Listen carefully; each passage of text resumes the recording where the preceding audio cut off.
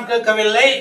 Not with my power that God has given to me. என் அன்பினாலே கேட்கிறேன். With my love I am asking you. ஒவ்வொருவரும் மன்னிப்பு கேட்பதற்கும் மன்னித்து விடுவதற்கும் கிருபை தரும்படியாக கேட்கும்படியாக. Everybody should ask for the grace from God to forgive people and forget people. நான் as for forgiveness. என்னுடைய வாழ்க்கையிலே நான் மன்னிப்பு கேட்பதற்கோ அல்லது மன்னித்து விடுவதற்கோ என்றைக்கும் தயங்குவது கிடையாது. I never stand behind to ask for forgiveness or forgive others. என்னுடைய தன்மானம் அல்லது நான் ஒரு அவமானமாக வரும் என்று நான் நினைப்பது கிடையாது. I don't think it's my self righteousness to stand on that. அது வாக்கமல்லாமல் தேவனுடைய வாழ்க்கையிலே நான் மற்றவர்களுக்கு நான் மன்னிக்க வேண்டும் சொல்வதும் பார்க்க மற்றவன் என்னை பார்த்து சொல்ல வேண்டும், உங்களை பார்த்து சொல்லணும், இவர் ஒரு மன்னிக்கிற தன்மை உள்ளவர், மன்னிக்கிறவர் என்று சொல்ல வேண்டும். Even other people must stand and say, this man forgets and forgive everything. இன்று 27 வருடங்கள் என்னுடைய கம்பெனியில வேலை செய்கிறேன். I'm working for this company for 27 years. என்னுடைய கம்பெனியில நாங்கள் நினைத்தால் 5 பேரை விட்டு அனுப்பி இருக்கலாம். If I think I should have sent 5 people home, நிச்சயமா அவங்க திரும்ப வர முடியாது.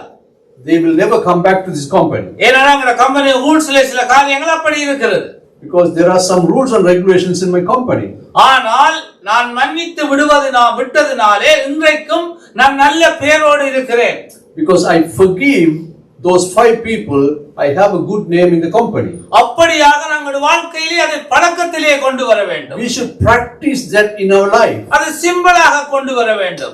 It has to be a daily routine. சமாதானத்தை நீங்கள் வேண்டும் என்று சொல்லி விரும்புவீர்களாக இருந்தால், if you love peace in yourself, நீங்களோ ஒருவரை எங்களுடைய இதயத்திலே அடக்கி வைப்போமாக இருந்தால், if we love somebody in our heart, நாங்கள் அடக்கி we hold grudge, ஒரு அலை ஒரு குடும்பத்தையோ நம்முடைய இதயத்திலே இவரை நினைக்கதும் இல்லை, இவரை பார்ப்பதும் இல்லை, இவரோடு பேசுவதும் இல்லை, நாங்கள் நினைத்துக் கொண்டிருப்போமாக இருந்தால், if we have a hold a grudge about a person or a family or a community in our heart, வெளியிலே யாருக்கும் தெரியாது, no one knows outside, அது உங்களை என்றைக்குமே பாதித்துக் கொண்டிருக்கும். it will hurt you always.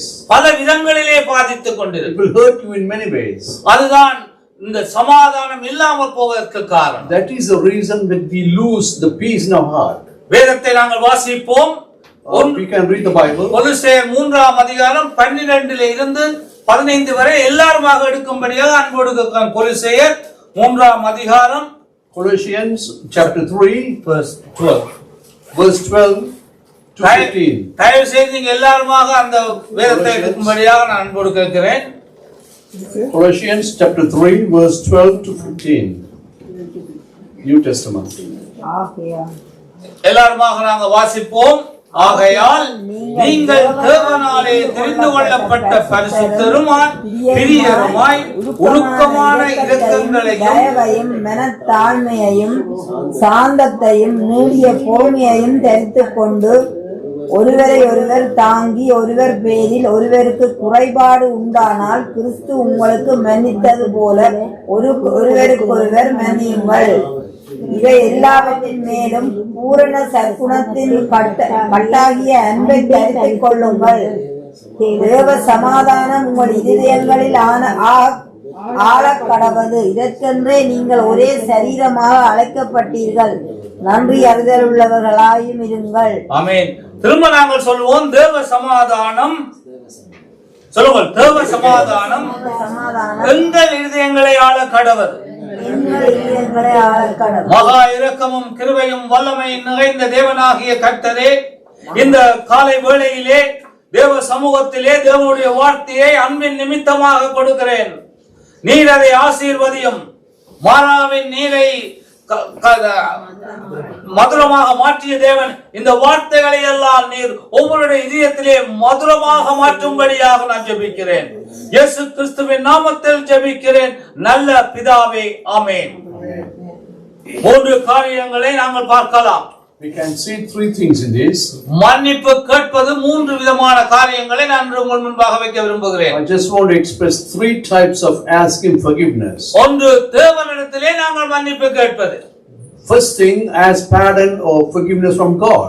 இரண்டாவது மனிதரிடத்திலே மனிதன் போய் மன்னிப்பு கேட்பது. Second thing, as pardon or forgiveness from man to man. மூன்றாவதாக நான் தெரிந்தோ தெரியாமலோ தப்பு பண்ணினோ என்று நான் நினைத்தால், நான் அப்படி நினைத்தால் போய் நான் மன்னிப்பு கேட்பது. If I think that I did something wrong, intentionally or not, I'll go and ask forgiveness from that. ஏனென்றால் மன்னிப்பு கேட்பது தேவனிடத்திலே ஒரு நிச்சயமாக இருக்கிறது. Very important to be asked forgiveness from God is prime concern. ஏனென்றால் தேவனிடத்திலே நாங்கள் ஒவ்வொரு நாளும் இந்த எல்லாவற்றையும் நாங்கள் சொல்லிக் கொண்டு இருக்கிறோம். ஒவ்வொரு நாளும் இந்த தேவனுடைய வார்த்தையை சொல்லுவோம். கர்த்தாவே எங்களை மன்னித்தருளும், நாங்கள் மற்றவர்களை மன்னிக்கிறது போல எங்களை மன்னித்தருளும் என்று கேட்கிறோம். We always plead God that we forgive others. God also please forgive us. அது நாங்கள் மத்தேயு அதிகாரத்திலே அங்க வாசிக்கிறோம். We can read from the chapter 6 of the Matthew. அப்போ தேவனிடத்திலே நாங்கள் ஒவ்வொரு நாளும் எங்களை திருத்திக் கொள்வதற்காக, எங்கள் பாவங்களை மன்னிக்கும்படியாக நாங்கள் கேட்க வேண்டியது வழக்கம். So we have to ask forgiveness from God every day what we commit sins against His will. 1 யோவான் 1 அதிகாரத்தை வாசிப்போம். 1 John chapter 6. வாசியுங்கள், 8 வசனத்தை வாசியுங்கள். 1 யோவான் 1 அதிகாரம். 1 John chapter 6, New Testament. 1 அதிகாரம் verse. நமக்கு பாவம் இல்லை என்பதனால் நம்மை நாமே வஞ்சிக்கிறவர்களாய் இருப்போம். 1 John chapter 1 verse 6. சத்தியம் நமக்குள் இராது. 9 வாசிங்க. நம்முடைய பாவங்களை நாம் அறிக்கையிட்டால், நம்முடைய பாவங்களை நாம் அறிக்கையிட வேண்டும். If we repent and ask forgiveness from God, அறிக்கையிட்டால் பாவங்களை நமக்கு மன்னித்து எல்லா அநியாயத்தையும் நீக்கி நம்மை சுத்திகரிப்பதற்கு அவர் உண்மையும் நீதியும் உள்ளவராய் இருக்கிறார். somebody read in English please. If we say that we have fellowship with him and walk in darkness, we lie and do not have the truth. 9 Verse 9 also. If we confess our sins, he is faithful and just to forgive us our sins and to cleanse us from all unrighteousness. அப்போ நாங்கள் மத்தேயு 2 அதிகாரத்தில் 6 அதிகாரத்திலே வாசிக்கிறோம். We can read from the Matthew chapter 5 and 6. தமிழிலே நாங்கள் சொல்லுகிறோம், எங்கள் பாவங்களை மன்னியும் நான் மற்றவருடைய பாவங்களை மன்னிக்கிறது போல என்று சொல்லுகிறோம். We repeat that as we forgive our sins with others, God please forgive us. அந்த வார்த்தையை சொல்ல முன்பாக தேவனிடத்திலே போகும்போது நாங்கள் அப்படி செய்திருக்கிறோமா என்று பார்க்க வேண்டும். We have to test ourselves whether we have done that way. நீங்க பார்க்கிறீர்கள், சங்கீதம் 51 அதிகாரத்தை நாங்கள் வாசிப்போம். If we read Psalms chapter 51, நாங்க பார்க்கும்போது 51 சங்கீதத்திலே அவர் 12ஆம் வசனத்திலே தாவீது சொல்லுகிறான். in 12 and 13 verse David says, வாசியுங்கள், சங்கீதம் 51 12ஆம் வசனத்தை வாசிப்போம்.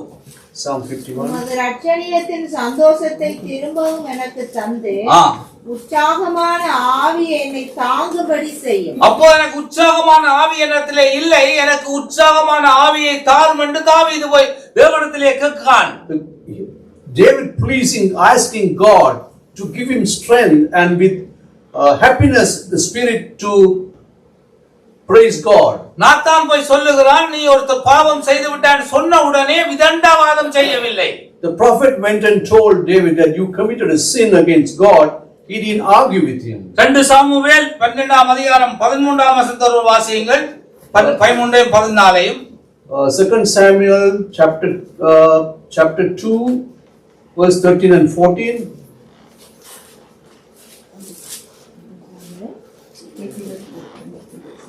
Second Samuel chapter 12 13 and 14 verse 13. அப்பொழுது தாவீது நாத்தானிடத்தில் நான் கர்த்தருக்கு விரோதமாய் பாவம் செய்தேன் என்றான். பாருங்கள், கர்த்தருக்கு விரோதமாக தான் அவன் சொல்லவில்லை. தான் அந்த உரியாவுக்கு பாவம் செய்தேன் நான் சொல்லவில்லை, கர்த்தருக்கு விரோதமாக நான் பாவம் செய்தேன். David confessed to the prophet that he did something wrong against God, not a man. Nathan தாவீதை நோக்கி, நீ சாகாத படிக்கு கர்த்தர் உன் பாவம் நீங்கச் செய்தார். நாத்தான் சொல்லுகிறான், அந்த காலத்திலே இயேசு எங்களுக்காக மரித்து உயிர்த்தெழுந்தார், அவருடைய இரத்தத்தினாலே எங்கள் பாவங்கள் எல்லாம் கழுவப்பட்டு விட்டது. ஆனால் அந்த காலத்திலே அவன் செய்த பாவத்துக்கு பிராயச்சித்தம் செய்ய வேண்டியதாக இருந்தது. He has to do something to cleanse himself from the sin. அதுல ஒரு காரியத்தை தான் நீங்க பார்த்தீங்க. நாத்தான் இடத்துல அவன் எந்த விதமான விதண்டாவாலும் பண்ணவில்லை, நான் செய்தது சரிதான் என்று சொல்லி. He never argued with the prophet that he did something wrong or he did something correct. அந்த இருதயம் தான் முதலாக எங்களுக்கு தேவை. That is the way of the heart we need for ourselves. தேவனிடத்திலே நாங்கள் போய் மன்னிப்பு கேட்க முன்பாக தேவனுக்கு முன்பாக நாங்கள் எங்களை தாழ்த்த வேண்டும் என்ற ஒரு இருதயம் எங்களுக்கு வேண்டும். We should have the heart to humble in front of God before we ask pardon from God. அவன் அப்படியாக போய் தன்னை தாழ்த்துகிறான், தன் பாவங்களை அறிக்கையிடுகிறான், தேவனிடத்திலே மன்னிப்பு கேட்கிறான். He humbled himself before God and asked pardon from God. Then he pleads to God to forgive him. அதனாலே தேவன் அவரை மன்னிக்கிறான். Then the God forgives him. நாங்கள் இன்றைக்கு சங்கீதம் 101 103 அடிக்கடி வாசிக்கிறோம். We read Psalm 103 all the time. தேவனுடைய கிருபையை நாங்கள் அறிந்திருக்கிறோம். We know the grace of God. வாசியுங்கள், அதை நான் வாசியுங்கள். கிழக்குக்கும் மேற்குக்கும் எவ்வளவு தூரமோ அவ்வளவு தூரமாய் அவர்களுடைய பாவங்களை விட்டார். He has sent our sins of transgressions how far is to the east to the west. நீங்கள் நானும் அதை செய்கிறோமா? Are we doing that? நாங்கள் எங்களுடைய நண்பரோ நண்பியோ ஒரு குடும்பமோ எங்களுக்காக செய்த பாவங்களை கிழக்குக்கும் மேற்குமா விடுகிறோமா? Are we forgiving transgressions committed by our family or friends? Is it far away from east to west? அப்படி விடுவோமாக இருந்தால் தான் 11ஆம் வசனம் உங்களுக்கு வேலை செய்யும். If we do that only, the verse 11 applies to us. வாசிங்க 11 சங்கீதம் 103 11 வாசிங்க. பூமிக்கு வானம் எவ்வளவு உயரமாய் இருக்கிறதோ, பூமிக்கு வானம் எவ்வளவு உயரமாக இருக்கிறதோ, அவருக்கு பயப்படுகிறவர்கள் மேல் அவருடைய கிருபையும் அவ்வளவு பெரிதாய் இருக்கிறது. Psalm 103 verse 11 please. 11 and 12 please. Psalms For as the 103. heaven is high above the earth, so great is his mercy toward them that fear him. As far as the east is from the west, so far has he removed our sins from us. பாருங்கள், அவன் எங்களுடைய கிருபை அவ்வளவு பெரிதாக இருக்கிறது. எப்போ இருக்கிறது? திரும்ப வாசிங்க, தமிழ்ல வாசிங்க. பூமிக்கு வானம் எவ்வளவு உயரமாய் இருக்கிறதோ, அவருக்கு பயப்படுகிறவர்கள் மேல் அவருடைய கிருபையும் அவ்வளவு பெரிதாய் இருக்கிறது. அதான் அடிக்கடி தமிழ்ல வாசிக்கும் போது வடிவா நீங்க அந்த கிருபை இருக்கிறது என்று சொல்லி பிரயோஜனமே கிடையாது. அவருக்கு பயப்படாக நாங்கள் இருக்க வேண்டும். If we are not fearing the God, we won't be enjoying the grace what he is given to us. கர்த்தருக்கு பயப்படுவது அந்த கிருபை இருக்கும். If we fear to God, we have the grace from God. தேவன் எங்களுக்கு கிழக்குக்கு மேற்குமா எவ்வளவு தூரங்களை விட்டாரோ அதே போல நாங்களும் செய்ய வேண்டும். How God has forgiven our transgressions for the distance of east to west, it's the same thing we have to do to others too. வார்த்தைகளை கேட்பதனாலே மாத்திரமல்ல, Not by listening to the words, வார்த்தைகளின்படி செயல்படுவதனாலே தான் தேவனுடைய கிருபையை நாங்கள் பெற்றுக்கொள்ள முடியும். we have to act according to the words, then we get the grace from God. தேவன் எங்கள் மீது இரக்கமுள்ளவராக இருக்கும்போது, The God is so pleasing to us, தேவன் கிருபை எங்களோடு இருக்கும்போது, the God's grace is with us. நாங்கள் மனத்தாழ்மையாக இருக்க வேண்டும். We have to be humbled ourselves in front of God. அப்போது மனத்தாழ்மையாக இருக்கும்போதுதான் When we humble ourselves, தேவனுடைய கிருபை எங்களுக்குள்ளே வரும். then we get the grace of God into us. அப்போ நாங்கள் தேவனிடத்திலே போய் எங்களை கேட்கும்போது, Then we go back to God and ask forgiveness. தேவன் எங்களை மன்னிக்கிறவராக இருப்பார் மாத்திரமல்லாமல் Then he will be forgiving us. எங்களை Not alone. மகிமையாகவும் மாற்றுவார். Then he will glorify us too. மத்தேயு 5ஆம் அதிகாரம் 9ஆம் வசனம் வாசியுங்கள். Matthew chapter 5 verse 9. சமாதானம் பண்ணுகிறவர்கள் தேவ புத்திரன் என்று அழைக்கப்படுவார்கள். நீங்க தேவ புத்திரனாக வேண்டுமாக இருந்தால் சமாதானம் செய்யங்களாக நாங்கள் இருக்க வேண்டும். Matthew chapter 5 verse 9 in English please. Blessed are the peacemakers, for they shall be called the children of God. நாங்கள் எங்களை தொட்டு எங்கள் இதயத்திலே பார்க்க வேண்டும். நாங்கள் சமாதானம் உள்ளவர்களா, சமாதானம் பண்ணுவர்களாக இருக்கிறோமா? We have to test ourselves whether we make peace or we make peace with everybody. எனக்கு சிஸ்டர் சொன்னாங்க, நாங்கள் தேவாலயத்துக்கு மாத்திரமல்ல, the sister told that we are coming not only the church. ஒரு குடும்பத்துக்கு போகும்போதோ, When we go into a family, ஒருவரை சந்திக்கும் போதோ, or we meet somebody, ஒரு காரியத்தை செய்யும் போதோ, or we do something else, நாங்கள் காயப்படுத்துகிறவர்களாக இருக்கிறோமா அல்லது காயம் பட்டவர்களாக இருக்கிறோமா? are we hurt somebody or are we hurting ourselves? நாங்கள் காயப்படுத்துகிறவர்களாக இருக்குவோமாக நாங்கள் நினைத்தால், If we hurt somebody as we think, நாங்கள் தேவனிடத்திலே மன்னிப்பு கேட்க வேண்டும். we should be asking forgiveness from God. நாங்கள் காயப்பட்டவர்களாக இருந்தால், If we hurt by someone else, காயப்பட்டவர்கள் எங்கள் காயப்படுத்துறவர்களுக்காக ஜெபம் பண்ண வேண்டும். we have to pray for the people who hurt us. அந்த சுபாவம் இயற்கையாக வர வேண்டும். It should come naturally in yourself. உங்களுடைய இதயத்தில் இருந்து வர வேண்டும். அவர் என்னை துன்பப்படுத்தி விட்டார், அதற்காக அவரை நான் பழிவாங்க வேண்டுமல்ல, அவருக்காக நாங்கள் ஜெபம் பண்ண வேண்டும். It comes from your heart that you should plead to God to forgive the person who hurts you. அவர் மனம் வாங்கும்படியாக நாங்கள் ஜெபிக்க We வேண்டும். have to pray that he will confess and change his life, change his heart. நாம் காயப்படுத்துகிறவர்களாகவோ, Not we hurt people. மற்றவர்களை காயப்படுத்துகிறவர்களாக நாங்கள் ஒரு காலம் மாறக்கூடாது. We should not change to hurt others. ஒருவேளை எங்களை காயப்படுத்தினால், Even if we were hurt by someone else, தேவ சமூகத்திலே இருந்து தேவனிடத்திலே நாங்கள் கேட்க வேண்டும். we have to, in God's presence, we have to ask God. அந்த நபரோ, அந்த குடும்பமோ, அந்த ஸ்தாபனமோ உங்களை திரும்ப இன்னும் மாத்திரமல்ல மற்றவர்களை காயப்படுத்த கூடாது என்று நாங்கள் ஜெபம் பண்ண வேண்டும். We have to pray that they should not hurt anyone else or any other people. அப்படி நாம் சமாதானம் செய்யும் போது நாங்கள் தேவ புத்திரர் என்று அழைக்கப்படுவோம் என்று வேதத்திலே இருக்கிறது. When we do that way to reconcile, then we will be called children of God. அப்போது நாங்கள் தேவ புத்திரராவதற்கு வேற எதுவுமே தேவையில்லை. We don't need to have any other qualification to become children of God. தேவனுடைய பிள்ளைகளுக்கு அது நிரந்தரமாக இருக்க வேண்டிய காரியமாக இருக்கிறது. It should be a permanent asset in the children of God. என்று அதை நாங்கள் பெற்றுக்கொள்வதற்கு தேவனுடைய அன்பு தேவை. If we want to achieve that, we need the love from God. தேவனுடைய கிருபை எங்களுக்கு தேவை. We need the grace from God. அன்பு வந்து சாந்தமும் நீடிய பொறுமையும் இருக்கிறது. 1 கொரிந்தியர் 13ஆம் அதிகாரத்திலே வந்து வாசித்து பாருங்கள். Love has patience. That's stated in the book of Corinthians. எனக்கு அன்பு இருக்கிறதா இல்லைன்னு மற்றவர்களை பார்த்து சொல்வதாக இருந்தால், எனக்கு சாந்தமும் நீடிய பொறுமையும் இருக்கிறதான்னு மற்றவர்களை பார்க்க வேண்டும். If they witness me that I have love in myself, then I can be seen lot of patience in myself too. இப்போ இருக்க காலங்களிலே அது மிகவும் குறைந்து கொண்டிருக்கிறது. Nowadays it's going down in love and patience. ஆனால் இன்று இப்போ பாருங்கள், now you can see, அப்படி செய்வீர்களாக இருந்தால், if you do like that, நாங்கள் எப்படி தாவீதுக்கு தேவன் 40 வருடங்கள் ஆளுகிற வாழ்க்கையை கொடுத்தார். he had given 40 years to reign in his kingdom. நாங்கள் வாசிப்போம் 2 சாமுவேல் 5ஆம் அதிகாரம் 4ஆம் வசனத்தை வாசிப்போம். 2 Samuel chapter 5 verse 4.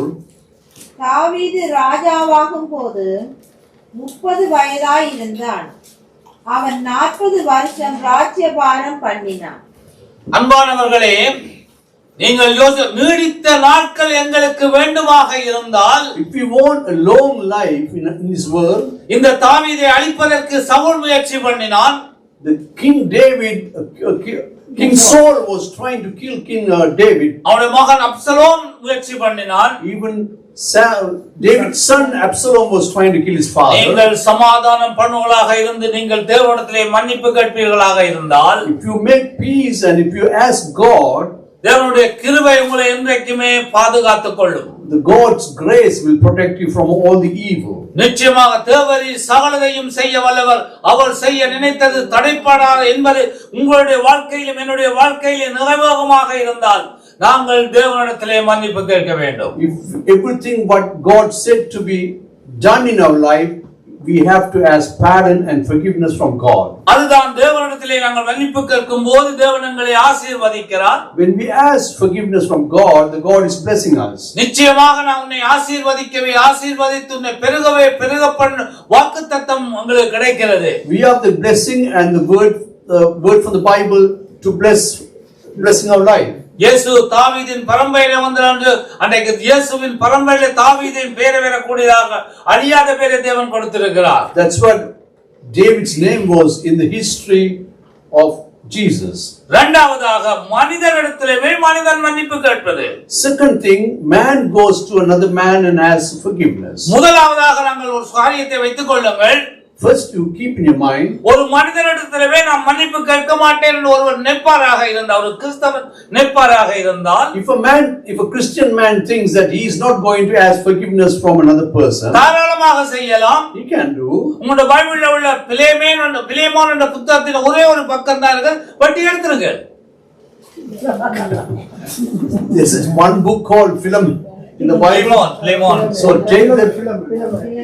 take that chapter, the page from the Bible. ஏனென்றால் அந்த பைபிளை வச்சுக்கொண்டு நீங்க செய்யாவிட்டால் தவறு.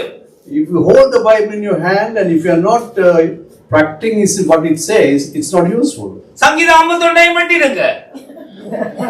Cut off the chapter 51 from Psalms. ஏனென்றால் உங்களுக்கு பைபிள்ல சொல்லுவார், உங்களுக்கு ஏதாவது இடர்லா இருந்தா எடுத்துருங்க. If something is blocking you, or take it out from the Bible. நான் மன்னிப்பு கேட்க மாட்டேன்னா நீங்க சங்கீதத்தை வச்சிருக்கீங்க. If you are not willing to ask forgiveness, why do you have the Bible in your hand? நான் அவனை மன்னிக்க மாட்டேன்னா பிள்ளைமனை பட்டி எடுத்துருங்க. If I don't forgive that guy, why should I have that chapter of Philemon in the Bible? யாரும் கேட்டா உங்களுடைய வேதத்துல இல்லைன்னா இந்த வேதத்துல இல்லைன்னு சொல்லிடுங்க. If somebody asks you whether your Bible has, say it's not in my Bible. பிள்ளைமனை நீங்க ஒவ்வொரு வாசிங்க. You have to read that chapter in your life. நான் பைபிள் ஸ்டடி சொல்லவில்லை. I'm not taking a Bible study here. சுருக்கமாக சொல்ல முயற்சி பண்ணுகிறேன். I'm trying to preach a little bit. பிள்ளைமனை கீழே ஒரு அடிமை வேலை செய்து கொண்டிருந்தார். There's a slave working under him. அவனுடைய பேர் வந்து ஒனேசிமு. His name is Onesimus.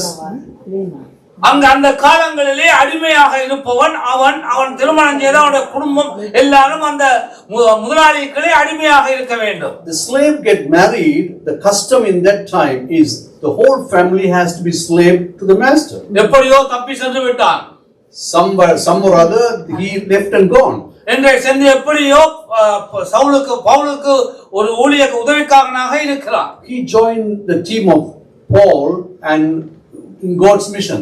முதலாவதாக அவன் அடிமைத்தனத்திலிருந்து விட்டு போன உடனே தன்னுடைய பாவங்களை ஒரு ஊழியக்காரத்திலே அறிக்கையிடுகிறான். When he left the master from the slavery, he went and confessed his sins to the servant of God. நான் ஒரு அடிமையானவன், நான் அடிமைத்தனத்திலிருந்து விட்டு ஓடி வந்து விட்டேன் என்று சொல்லி ஊழியக்காரனுக்கு ஊழியம் செய்கிறான். He is telling the servant of God that he ran away from slavery and he is going to work for him. அவன் உண்மையாக மனம் திரும்பி விட்டான். He repent himself fully. நீங்கள் எப்படி புரிவிக்க முடியாது. இந்தியாவிலே இருந்து ஒருவர் வந்து சீனாவிலே போய் கொஞ்ச காலம் இருந்திருக்கிறார், பல காலங்களுக்கு முன்பாக. For long years ago, a man ran away from India and lived in China. அந்த பர்மாவிலே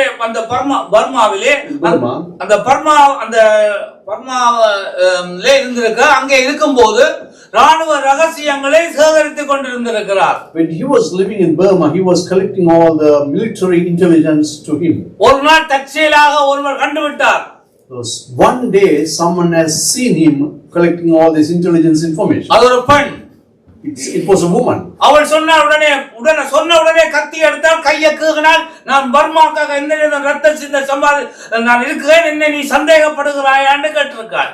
So the man, what he did is cut his hand and show the blood and said, "Oh, I will fight for Burma. Why you try to frame me?"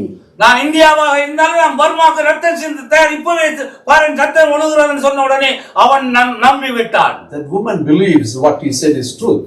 3 மாதங்களுக்குள்ளே முழு ரகசியங்களையும் பெற்றுக்கொண்டு அவங்க இந்தியாவுக்கு வந்து விட்டார். After 3 months, he got all the military intelligence and came back to India. அதே மாதிரி ஒனேசிமு செய்யவில்லை. Onesimus didn't do that way. ஊழியக்காரனுக்கு உதவி செய்ய நடிக்கவில்லை. அவன் He didn't play a drama that he is helping the servant of God. முழுமையாக ஒப்பு கொடுக்கிறான். He fully involved himself to the missionary. நாம என்ன செய்வோம்? தப்பி பிழைச்சு வந்து விட்டா நல்லதா போய் எனக்கு ஒரு ஆளை தேடி திரிஞ்சேன், காணவில்லை, தேவன் எனக்கு தூதரை அனுப்பி இருக்கான்னு மறைத்து வைத்திருந்திருப்போம். what we could have done is we also shield him and we protected him. அவன் ஊழியக்காரன் திரும்ப அந்த பிலேமோனுக்கு அனுப்புகிறான். The servant of God sent back the slave back to his master. பழையன ஒளிந்து போன, All the things have gone. இதோ புதிய காரியங்களை செய்கிறேன், I am doing great and new things to you. இப்பொழுதே தோன்றும் என்று அறியீர்களா? Even now it happens, you should understand. அடிமையாக இருந்தான், He was a slave. இயேசுவை ஏற்றுக்கொண்டான். He accepted Christ. ஊழியக்காரனுக்கு உதவியாளனாக இருந்தான். He was helper to the missionary. இன்றைக்கு அவர் சொல்லுவார், திரும்ப உன்னுடைய முதலாளிகிட்ட போகும்படி சொல்லும்போது Then he said, go back to your master. கீழ்ப்படிவோடு போகிறான். He believed and humbled himself and went back. ஆனா வரும்போது அவனுக்கு ஒரு கடிதத்தோடு வருகிறான். When he come back, he is bringing a letter. அவன் வரும்போது கொடுக்கிறாரு, லெட்டர் கொண்டே கொடுக்கிறாரு. The master has given a letter to him. பாருங்க, முதல்ல நீங்க எடுக்கிறீங்களோ தெரியல, பிலேமோன் கடைசி இருக்கிறது அந்த புத்தகத்திலே ஒரே ஒரு அதிகாரம் 9 10 வாசிங்க. Only one chapter is there. நீர் செய்யத்தக்கதை உமக்கு கட்டளையிடும்படிக்கு கிறிஸ்துவுக்குள் நான் துணியத்தக்கவனாய் இருந்தாலும் அப்படி செய்யாமல் அன்பு நிமித்தம் மன்றாடுகிறேன். பாருங்க, முதலாவது ஒரு ஆண்ட உதவி கேட்கும் போது அவன் என்ன செய்கிறான்? நான் அன்பின் நிமித்தம் மன்றாடுகிறேன். அங்கே தாழ்மை இருக்கிறது, ஒரு ஊழியக்காரனுடைய தன்மை இருக்கிறது. ஒருவனுடைய இருதயத்தை புண்படுத்தாதபடிக்கு உடைந்து போன உள்ளத்தை அவன் உருக்குறவனாக, அவனை உணர்த்தவனாக அனுப்புகிறான். என்னவென்றால் கட்டப்பட்டிருக்கையில் நான் பெற்ற என்னவென்றால் கட்டப்பட்டிருக்கையில் நான் பெற்ற என் மகனாகிய ஒனேசிமுக்காக உம்மை மன்றாடுகிறேன். முன்னே அவன் உமக்கு பிரயோஜனம் இல்லாதவன், இப்பொழுதோ உமக்கும் எனக்கும் பிரயோஜனம் உள்ளவன். Verse 9 and 10 in English, please. Yet for love's sake I rather beseech you, being such as one is called the age, and now also a prisoner of Jesus Christ, I beseech you for my son Onesimus, whom I have begotten in my bonds. அவன் இந்த ஒனேசிமோ கேட்கும் போது கொடுக்கும் போது வருகிறான். பிலேமோன் பார்க்கிறான், என்னுடைய இந்த அடிமை தப்பி போய் விட்டால் எவ்வளவு துணிவாக வருகிறான் என்று பார்க்கிறான். The master looked at the slave that he is coming with very broad smile to him, back to him. அந்த கடிதத்தை அவன் கொடுக்கிறான். He gave the letter what Paul has written to him. ஆழமாக நாங்கள் தியானித்த போது வேதத்திலே பல ஆராய்ச்சியாளர்கள் சொல்லுகிறார்கள். There's a lot of historians they say about it. அவன் அந்த பிலேமோன் அவனை மன்னித்து அவனை ஊழியக்காரனாக ஆக்குகிறான். The master forgives him and makes him a servant of God. தன்னுடைய வாழ்க்கையை கர்த்தருக்கு ஒப்பு கொடுத்ததினாலே Then he gave his life to God. அவன் அடிமையாக சாகவில்லை. He didn't die as a slave. ஏனென்றால் அந்த காலத்திலே அடிமையாக இருந்தவன் தப்பி போய் திரும்ப முதலாளிக்கு வந்தால் அவன் 3 விதமான தண்டனைகளை சந்திக்க வேண்டி வரும். The slave who ran away from the master, if he come back, then he has to go through three terms of punishment. முதலாவது கொடுமையான வேலைகளை செய்ய வேண்டி வரும். He will be given hard work to be done. இரண்டாவதாக சிறையிலே அடைக்கப்படும் வேண்டி வரும். Sometimes he may be put in the prison. மூன்றாவது அவனை கொலை செய்யக்கூடிய உரிமை அந்த முதலாளிக்கு அந்த காலத்திலே இருந்திருக்கிறது. He may be killed in that time by the master.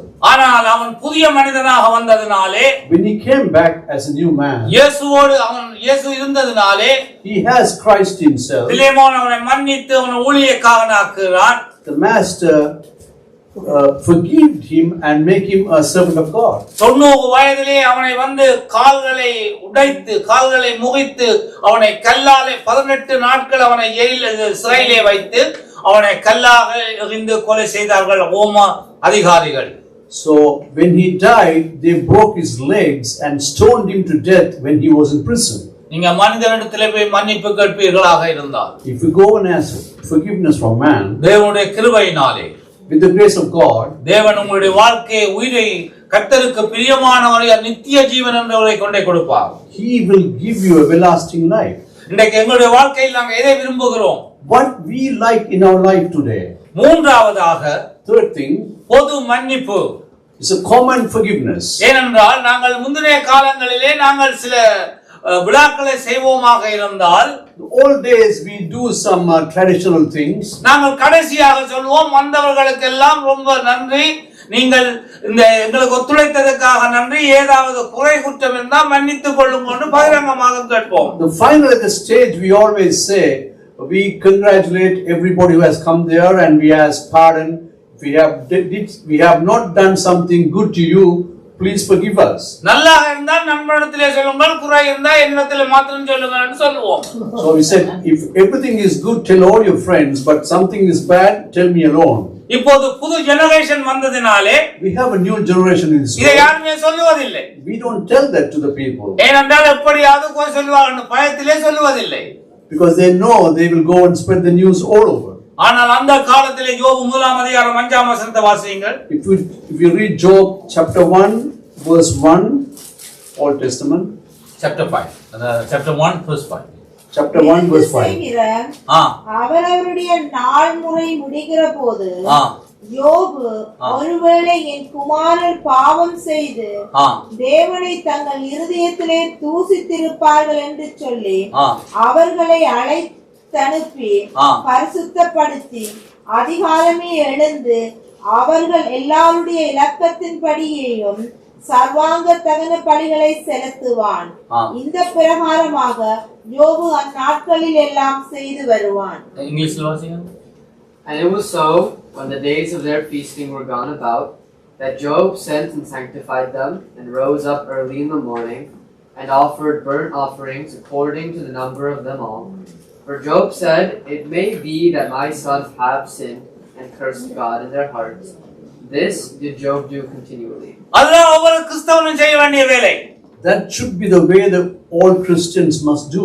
பல பேர் ஊழியக்காரர் சொல்லி இருக்கிறார்கள், So many servants of God has நாம் told, அதிகாலையில் எழும்பின உடனே கர்த்தாவே எங்களுக்கு உயிரை தந்தீரே, கர்த்தர் இன்றைய நாளை ஆசீர்வதியும் என்று ஜெபிக்க வேண்டும். we have to pray God that we have been blessed with another day and we have to ask for grace from God. சமயம் கிடைக்கும் போது, ராத்திரியிலோ சமயம் கிடைக்கும் போது, தேவனே இன்றைய நாள்ல ஏதாவது தவறு செய்தார்னா என்னை மன்னித்தருளும் என்று நாங்கள் ஜெபிப்பது மிகவும் ஒரு சாதாரணமான ஒரு அவசியமான காரியம். Even end of the evening, end of the night, then we have, before we go to bed, at least we ask for forgiveness, anything that we have done against God. அதுதான் தேவ சமாதானத்தை கொண்டு வரும். That brings the happiness and peace in your mind. அதான் அடிக்கடி எல்லாரும் நான் சொல்றேன், அடிக்கடி சொல்றேன், பிலிப்பியர் 4:6-7, நீங்கள் எல்லாவற்றையும் குறித்து உங்கள் விண்ணப்பங்களை ஸ்தோத்திரத்துடன் கூடிய ஜெபத்தினாலும் வேண்டுதலாலும் தேவனுக்கு தெரியப்படுத்துங்கள். அப்பொழுது எல்லா புத்திக்கும் மேலான தேவ சமாதானம் உங்கள் இருதயங்களை ஆள கடவது. When we repent and we commit everything to Christ, then we will have the peace, inner peace in ourselves. இது எங்களுடைய சமாதானத்திற்காக செய்வது. This is for the peace in our mind. மற்றவர்கள் எங்களை மதிக்க வேண்டும் என்றோ, not for the other people to respect us. நாங்கள் எங்களுடைய சமாதானத்தை பாதுகாத்துக் கொள்ள வேண்டும். We have to keep our peace with us.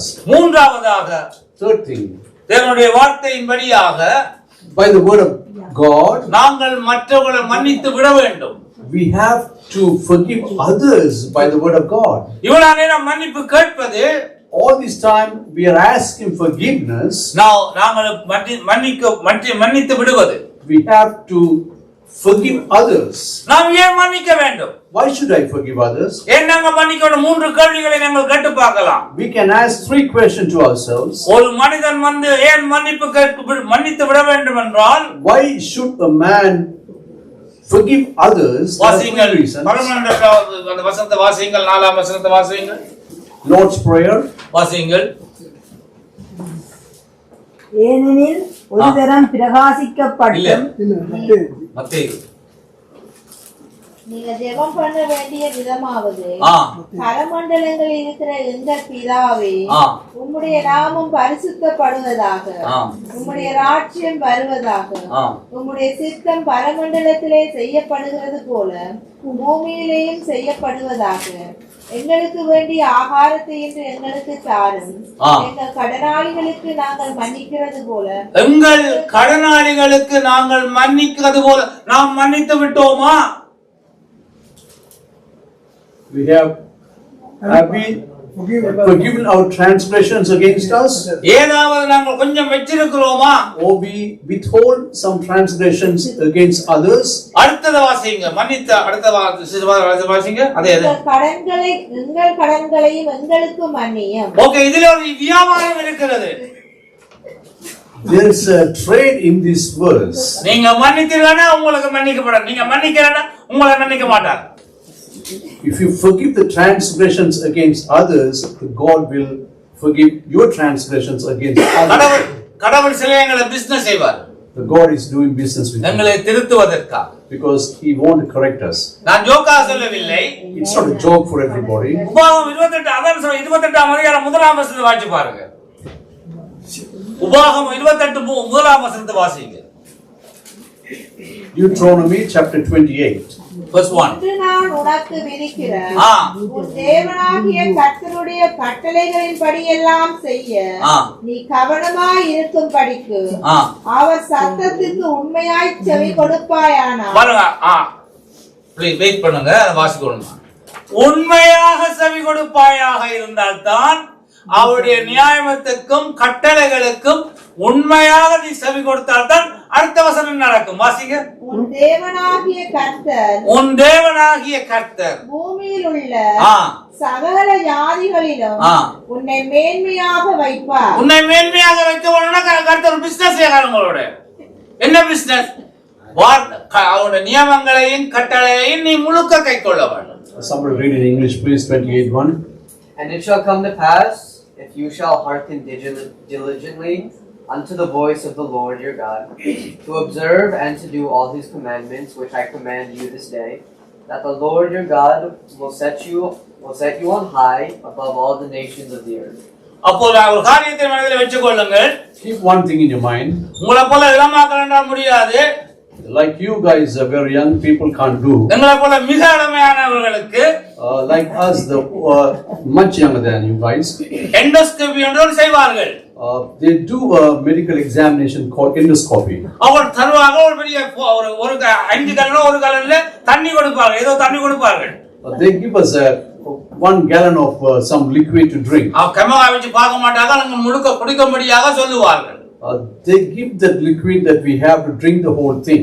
ஏனென்றால் உங்க வயிறு வந்து முழுக்க எம்டியாக வரணும் என்று சொல்லி. Because that makes your stomach to be clean empty. நீங்க அவங்களை ஏமாத்தலாம். You can cheat them but not drinking that. அதை குடிக்காமல் உடனே ஊத்தி போட்டு போகலாம், டெஸ்டுக்கு போகலாம். You can throw that liquid and go for the test on the next day. அங்கே போனா எக்ஸ்ரே போய் சொல்லாது. But the X-ray will never say. அது சொல்லும் இந்த வயிற்றில் என்ன சாப்பாடு கொஞ்சம் இருக்குன்னு. The X-ray will tell that you have some dirt in your stomach. அப்புறம் நீங்க திரும்ப வரணும். Then you have to come back again. திரும்ப என்ன ஒரு கலம் தண்ணியை குடிக்க வேண்டும். Then you have to drink the whole system, the milk, the liquid again. அதே மாதிரி தான் நாங்கள் செய்ய மன்னிக்கிறோம். That's how we forgive others. முழுக்க மன்னிப்போமாக இருந்தால், if you forgive fully to others, தேவன் முழுக்க மன்னிப்பார்கள். then the God will forgive fully to us. அன்பானவர்களே, நீங்கள் சில காரியங்களை உங்களுடைய தனியாக இருந்து யோசியுங்கள். Please, in your free time, think about it very seriously. உங்களுடைய வாழ்க்கையிலே என்னென்ன காரியங்களை நாங்கள் மறைத்து வைத்திருக்கிறோமோ, what are the hidden things that you are not forgiving others in your life? யாருக்குமே தெரியாதுன்னு நினைக்கிறோமோ, you may be thinking that no one knows about it. ஆசீர்வாத குலைச்சல் வரும்போது உங்களுக்கு தெரிய வேண்டி வரும். When you have the blessings less, then you will understand. ஒவ்வொரு காரியம் நடக்கும்போது ஆவியானவர் உங்களுக்கு சொல்லிக் கொண்டிருப்பார். என்னென்ன காரியங்களை செய்யாவிட்டாயே, என்னென்ன காரியங்களை சொல்லும் போது அது அசதியாக விட்டாயே, அதன் பிரதிபலனாகத்தான் இருக்குதுன்னு சொல்லி. The Lord, the Spirit of the Lord will reveal you when He gives you the blessings that you have not forgiven these things for others. That's what your blessing is not counted. நாளைக்கு உங்க car கெட்டு போன உடனே நீங்க ஜட்ஜுக்கு வராதீங்க, ஜட்ஜ்மென்ட்க்கு வராதீங்க. Even if a car stuck tomorrow, don't come for the judgment with me. அதிகமானவர்களுக்கு தேவையில்லாத அனாவசியமான பெரிய செலவுகள் வரும்.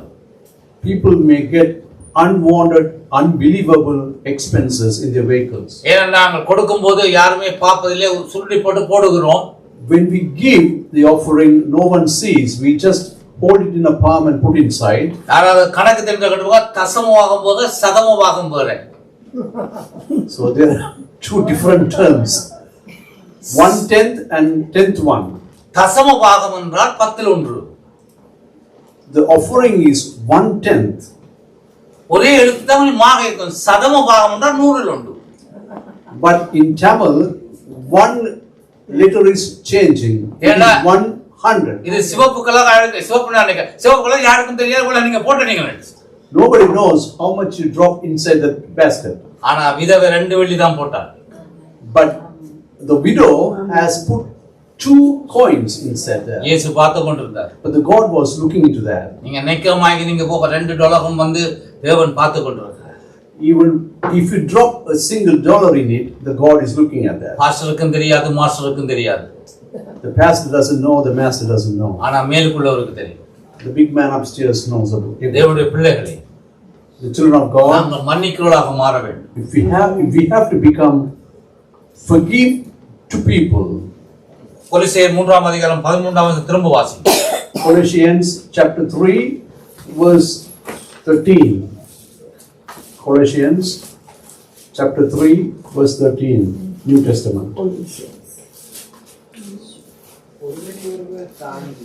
ஒருவரை ஒருவர் தாங்கி இந்த தயவு செய்து உங்களோட தமிழ் உங்களோட புத்தகங்கள பிரிண்டிங் சில விட்டா பிள்ளையா இருக்கணும்னா ஒருவர் தாக்கி இல்ல தாங்கி.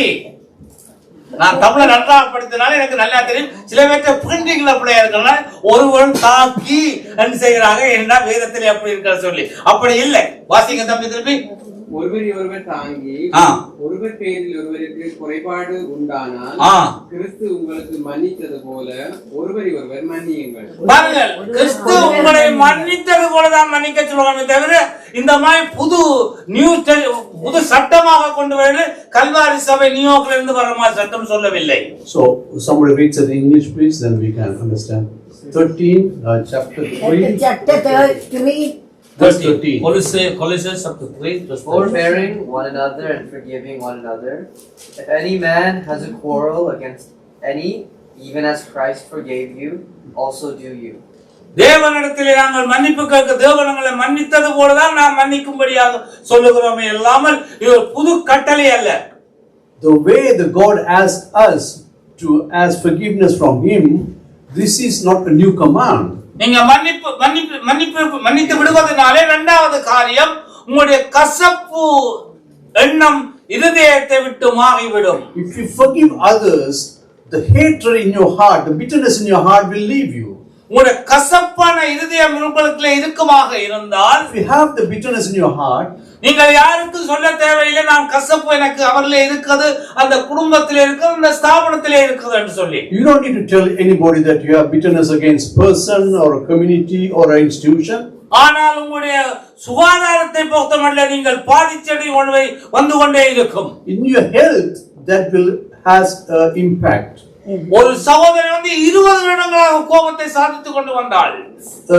A person was holding the hatred for 20 years. இதை பற்றி அதிகமாக சொல்லலாம், சில வேளை அது உங்களை பாதிக்கும் என்று நான் சொல்ல விரும்பவில்லை. I can tell more about it, but I am not going to disclose too many. ஆனா கசப்பு உள்ளத்தை நீங்க மனதிலே வைத்துக்கொண்டு எது செய்தாலும் அது பிரயோசனமாக இருக்காது. If you have hatred in your life and self, if you do anything good, it's not going to happen. ஏனென்று சொன்னா அந்த கசப்பு வேர் அழியாம இருக்குமாக இருந்தால் அதில் முளைக்கிற ஒவ்வொரு காரியமும் கசப்பாகத்தான் இருக்கும். If you have the hatred in your heart, the bitterness in your heart, if you don't remove it from the roots, it grows and bites you again. அதை மன்னித்து விட்டீர்களாக இருந்தால் அது பெரிய மரமாக வந்து ஆசீர்வாதமாக மாறும். If you forgive and forget it, the happiness will grow and give you fruits. அதுதான் தேவனுடைய பிள்ளைகளுக்கு தேவையாக இருக்கு. That is one thing the children of God needs. மூன்றாவதாக, third thing, பழிவாங்கும் இதயம் மாறிவிடும். the vengeance heart will change. ஏனென்றால் வாசியுங்கள் சங்கீத நீதிமொழிகள் 20ஆம் அதிகாரம் 22ஆம் வசனம். Proverbs chapter 20 verse 22, Old Testament. தீமைக்கு சரி கட்டுவேன் என்று சொல்லாதே. தீமைக்கு நான் பழிக்கு பழி வாங்குவேன், தீமைக்கு தீமை செய்வேன் நீங்க நினைக்காதீர்கள். வாசிங்க. கர்த்தருக்கு காத்திரு. கர்த்தர் அவர் அதை செய்து முடிப்பார். Verse 20 and 22. In English please. Whoso, wait, 20 and 22. No, chapter 20 verse 22. Okay. Do not say I will recompense evil. But wait on the Lord, and he shall save you.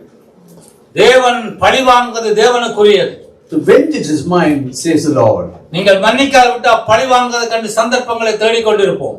If we don't forgive, you will be looking for chances to get vengeance on them. அவர் எனக்கு செய்தால் நிச்சயமாக நான் அவருக்கு செய்ய வேண்டும். He did something wrong to me, I am going to do something wrong to him. ஒரு உண்மை சம்பவத்தை உங்களுக்கு சொல்லுகிறேன், இது ஒரு உங்களுக்கு பாடமாக அமையட்டும் என்று சொல்லி. It should be a lesson. I am going to tell us something which happened to me. நியூயார்க்ல உள்ள ஒரு சகோதரி இருக்கிறாங்க, A sister in New York. அதிகமான அந்த கணவன் ஒரு பெண்கள் அதாவது மனைவி விரும்பாத ஒரு பாவத்தை தொடர்ந்து செய்து கொண்டு வந்தான். The man was committing adultery against his wife. அவன் நன்றாக படித்தவன். But he is a well-educated guy. அவன் மனைவி சொல்லி கொண்டான், நீ இப்படி பாவங்கள் செய்வதனாலே நான் உன்னை விட்டு விவாகரத்து செய்வது மாத்திரமில்லாமல் ஒரு நாள் நீ அரசாங்கத்திலே தண்டனையை பெறுவாய் என்று சொல்லி கொண்டு வந்தாள். The wife was telling the husband that you stop doing this. One day you will pay for this. அவள் விவாகரத்து செய்துவிட்டு தன்னுடைய மகன் பிள்ளைகளை பார்ப்பதற்கு அனுமதி கொடுத்திருந்தாள். She got the divorce from the government, from the husband, and she has given permission the husband to come and see the sons. நிச்சயமாக நீ செய்கிற பாவம் நிச்சயமாக நீ தண்டனை அனுபவிக்க வேண்டி வரும். She told the husband, definitely you are going to pay for that. அவள் சொன்னது போல சாதாரண அவள் கைது செய்தார்கள், குற்றங்கள் எல்லாம் உடனடியாக பிடித்தனால் அடுத்த நாளே ஜெயிலே போட்டு விட்டார்கள். So the government caught him doing something wrong, so he was sent to the prison. அவருடைய உறவினர்கள் மிகவும் பெரிய பணக்காரனாக இருப்பதனாலே his relations are very wealthy people. அவர் 3 வருடங்கள் 4 வருடங்கள் விசாரணை இல்லாமல் ஜெயிலில் இருந்ததனாலும் he was in the jail for more than 3 or 4 years without any inquiry. அவருடைய உறவினர்கள் சொன்னார், நான் இவ்வளவு காசை நான் கட்டுகிறேன், செய்த பண மோசடிக்கு நான் எல்லாவற்றையும் பே பண்ணுகிறேன், அவருக்கு பொது மன்னிப்பு கொடுக்கும்படியாக நீதிபதியிடத்திலே கேட்டிருந்தார். So the wealthy person from the family came and asked the judge, I pay everything that damages he made and release him. அதனாலே அவருடைய விவாதத்தை மனைவியும் அதுக்கு எந்த எதிர்ப்பும் தெரிவிக்காதனாலே the wife also doesn't object to that petition. நீதிபதி சொன்னார், 8 மாதங்கள் இன்னும் விசாரித்து விட்டு நான் உன்னை இந்த நாட்டு பிரஜை இல்லாதனாலே உன்னை சொந்த நாட்டுக்கு அனுப்புவோம் என்று சொன்னார். After 8 months we proceed this case and you are not a citizen of this country, so we will send you back to your own country. அவர் சொந்த நாட்டுக்கு போனாராக இருந்தால், if we go back to his own country, நல்ல சந்தோஷமாக செங்கமலம் வரவேற்று there will be a red carpet welcome to him. தலைகீழாக கட்டி will be upright. எல்லா நகங்களையும் புடுங்கி they will take all his nails. எங்கள் நாட்டுக்கு நீ எவ்வளவு அவமானத்தை படுத்தி விட்டாய் என்று அவரை துன்பப்படுத்துவார்கள். How much you have done bad to our country, and they will insult him and he will be tortured. எந்த பெண்ணுமேசி அவள் சொன்னாள், நான் எனக்கு கோல் பண்ணவள் நான் சொன்னேன், அவரை திரும்ப நீ திருமணம் செய், ஏனென்றால் அதன் மூலமாக அவருடைய உயிரை பாதுகாக்கலாம் என்று. Then I advise that a woman get married to him again so he can be living in this country. அவள் எங்களை போல பைபிள் படிச்சு போனது கிடையாது. She didn't go to the Bible school. எங்களை பைபிள் ஸ்டடி செய்தது கிடையாது. She didn't go to the Bible study. சாதாரணமான ஒரு பொம்பளை. She is just an ordinary woman. ஒரு தன்னுடைய பழைய கணவனுடைய ஆசையால செய்யவில்லை. Not because she loves her husband. தன்னுடைய பிள்ளைகளுடைய தகப்பன் என்று செய்யவில்லை. Not because he is a father of her children. ஒரு அடிமையா ஒரு அநாதை போல போய் அந்த சொந்த நாட்டிலே இறக்க போகான் என்று அவள் திரும்பவும் அவனை மறுமணம் செய்து கொண்டாள். Though she thinks that if we go back to his country he will be killed, so she married him. தன்னுடைய வாழ்க்கையை அவனுக்காக ஒப்பு கொடுத்தாள். So she gave her life to that man. நீங்கள் கர்த்தருக்காக உங்கள் வாழ்க்கையை ஒப்பு கொடுங்கள். Give your life to God. கர்த்தருடைய சித்தத்தின்படி செய்யுங்கள். Do the will of God. கர்த்தருடைய வார்த்தையை கேட்டு அதன்படி செயல்படும். Listen to the word of God and do accordingly. அப்படி நாம் செய்யும்போது When we do it that way, கர்த்தருடைய நித்திய ஜீவனை நாங்கள் பெற்றுக்கொள்வோம். we will get the everlasting love from God. நிரந்தரமான சமாதானத்தை பெற்றுக்கொள்வோம். We have the everlasting happiness in our life. கனி கொடுக்கிற மரங்களாக நாங்கள் மாறுவது மாத்திரமல்ல, மற்றவர்களை மாற்றுகளாக We can be a very fruitful tree and it can be useful to others too. கர்த்தர் உங்களை ஆசீர்வதிப்பார். God will bless you all. ஜீவனவாய்